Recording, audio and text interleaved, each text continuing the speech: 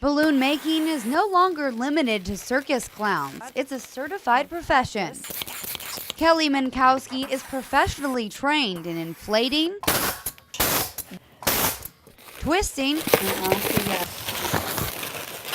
and tying balloons into just about anything. When you say balloon, most people say, oh, can you make a dog? It's because they don't know all of the things that you could do with a balloon. From the simple to the extravagant, and what she can do with a bunch of balloons will blow your mind. It's about 10 feet tall and 12 feet wide. So with such a unique job, how does one get the training?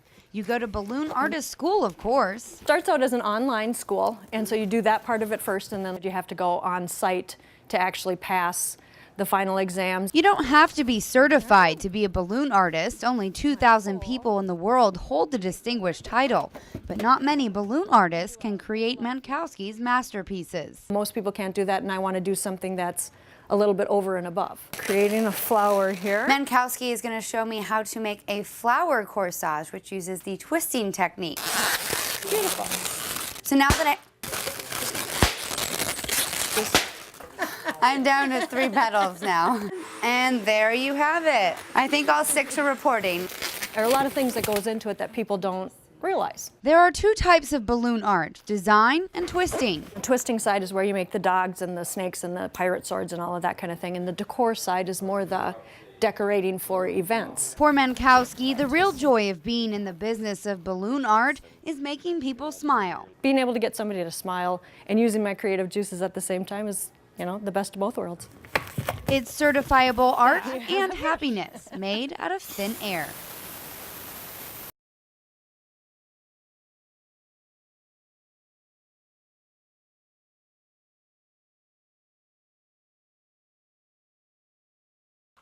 Exploring the great outdoors is always an adventure. Look at this web. But if you are Pamela Johnson and Kathy McEwen, touring the Minnesota countryside requires a camera. It's really pretty. I see a photo in almost anything.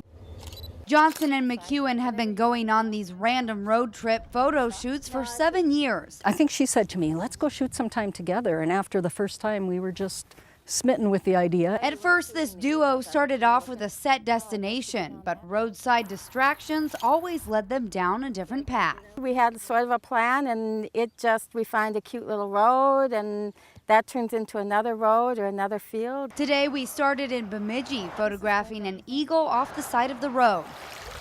Then a babbling brook and a bridge took us somewhere outside Besida.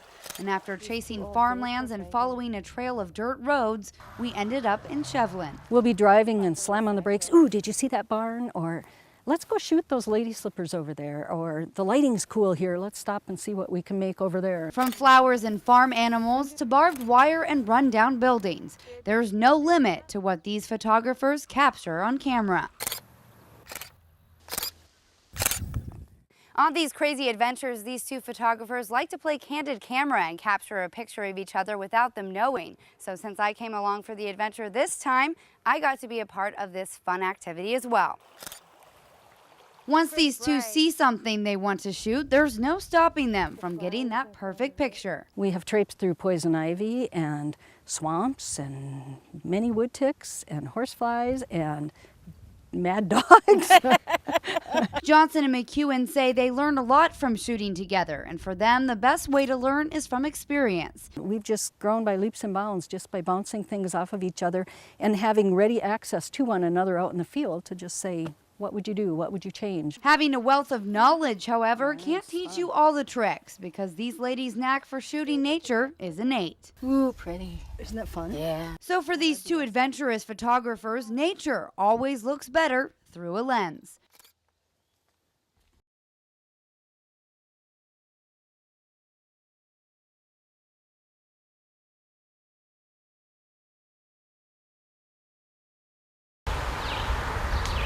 "11 in the morning is usually a time when Itasca Sports is filled with its first customers for the day. But now the bikes are locked up, the kayaks untouched, and the boats sit idle in an algae-covered marina. It's sad to see. When Minnesota government shut down, Itasca State Park was shut down. And for the first time in 25 years of business, So was Itasca Sports.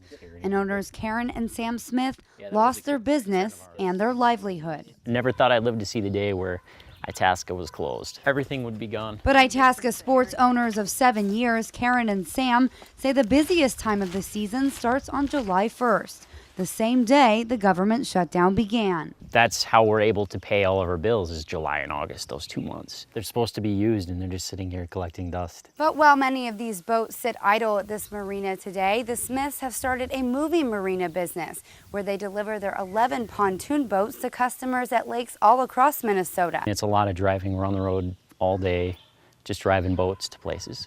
But at least it's something. So while the Smiths are scraping by with their moving marina sales, they say delivering pontoon boats can't keep their family afloat forever.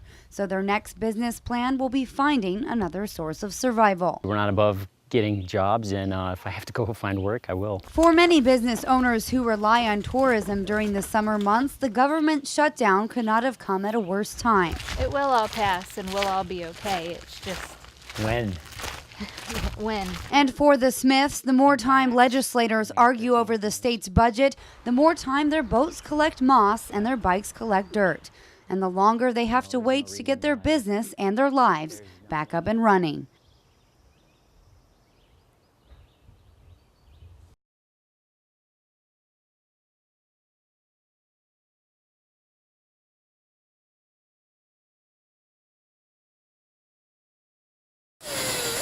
It's nitty, it's gritty, it's art.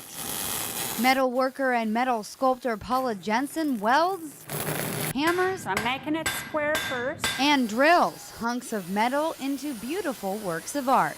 You wouldn't even know what it's going to be by the time I'm done when I start out. She started off as a painter, but when Jensen's husband taught her how to use the tough techniques of welding and blacksmithing, she ditched her easel for an anvil. It's a lot of fun.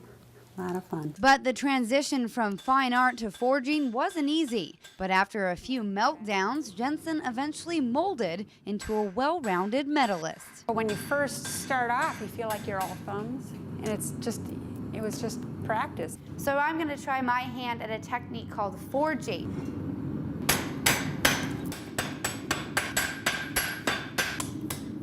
And there you have it, a hook. Jensen also started off mostly forging her artwork as a metalsmith, but now she is focusing more on her sculpting skills. This copper owl is Jensen's most recent sculpting project. She's been working on it since last fall, and with such fine details, only carving will cut it. I'll take the Dremel with a carbide bit, and I literally carve the lines into it. After years of experience, this metal master says she is far from being perfect. But however imperfect Jensen claims to be, even she still manages to surprise herself. I'll step back and I'll go, wow, I made that. And when you can turn scraps into sculptures, who wouldn't be amazed? For this week's In Focus, Jamil Stories, Lakeland News.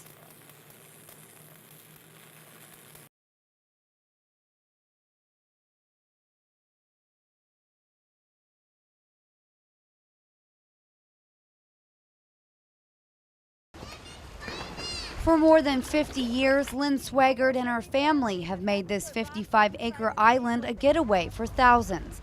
But with Lake Beltane's rising water levels, this place of paradise is quickly approaching a watery grave. We've got 4 generations of families that have been coming here camping, and that's not something you want to lose. Lake Beltane has a long history of rising water levels because it has no outlet to drain excess water.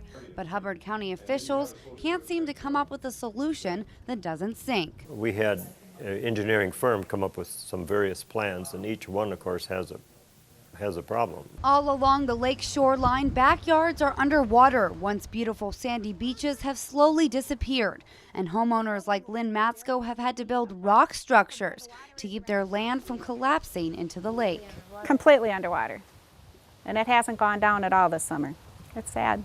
Back in the early 2000s, this original part of the bridge used to be completely underwater. So family members had to build an additional platform to make sure people could access the island. But now they're saying there's no telling how long this platform will stay afloat if water levels continue to rise. If it continues the way it is, we will not be open next spring. While property damage has been a significant problem from flooding, rising water levels also create safety and health hazards. Washing of topsoil and clay into the lake, which affects water quality, but also flooding septic systems. And with tourism attractions like Camper's Paradise bringing in millions to the local economy, if their business goes underwater, the entire community goes with it. So from the many families who call the shores of Lake Beltane home to all of Hubbard County that benefit from this lake's beauty, everyone wants Beltane to be water under the bridge.